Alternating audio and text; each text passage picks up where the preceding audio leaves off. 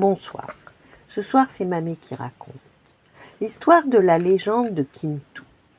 Un beau jour, Nambi, princesse des cieux, descendit sur terre et tomba amoureuse d'un beau jeune homme. Il s'appelait Kintou et était arrivé en Ouganda avec pour seul bien sa vache, dont il buvait le lait et avec lequel il fabriquait du fromage.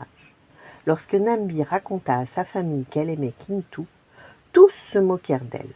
« Comment pourrais-tu te marier avec un garçon qui ne se nourrit que de lait ?»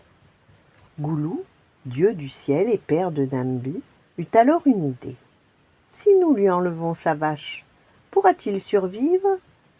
Kintou résista en mangeant des plantes de la forêt. Malgré cela, Goulou doutait encore. Il décida de soumettre Kintou à une autre épreuve, et il renvoya sa fille sur terre. Nambi s'approcha de Kintou et lui dit « Si tu veux retrouver ta vache, suis-moi. » Kintou s'élança avec elle dans le ciel, et là, aux surprises, un festin pour 100 convives l'attendait. Goulou, le dieu du ciel, avertit le jeune garçon. « Si tu ne réussis pas à manger tout ce repas en entier, tu n'auras ni ta vache, ni ma fille. » Kintou se sentit perdu, mais tout à coup, un énorme trou s'ouvrit sous ses pieds.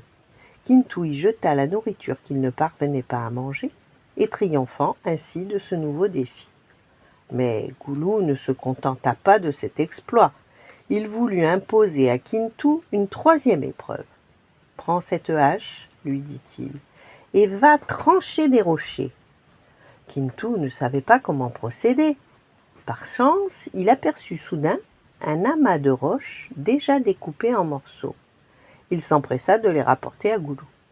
Cependant, ce dernier voulut imposer encore une épreuve à Kintou pour juger de son mérite. Il lui tendit un vase et lui demanda de le remplir de rosée.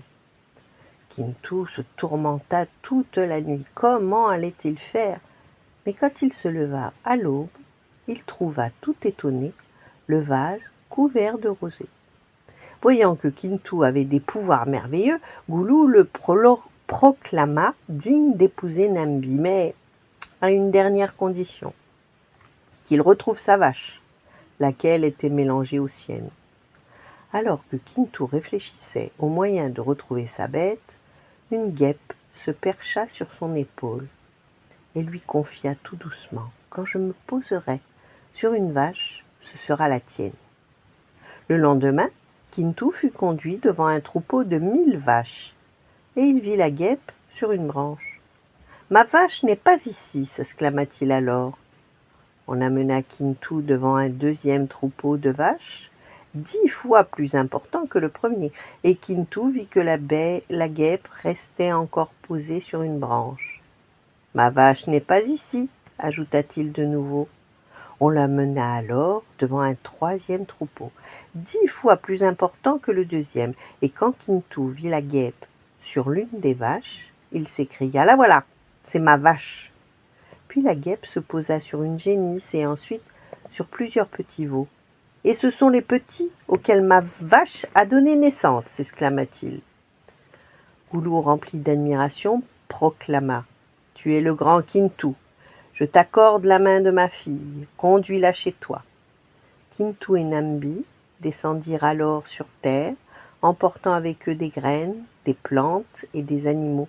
Kintou devint le premier roi d'Ouganda, et depuis ce temps-là, le peuple ougandais cultive les plantes et élève des troupeaux.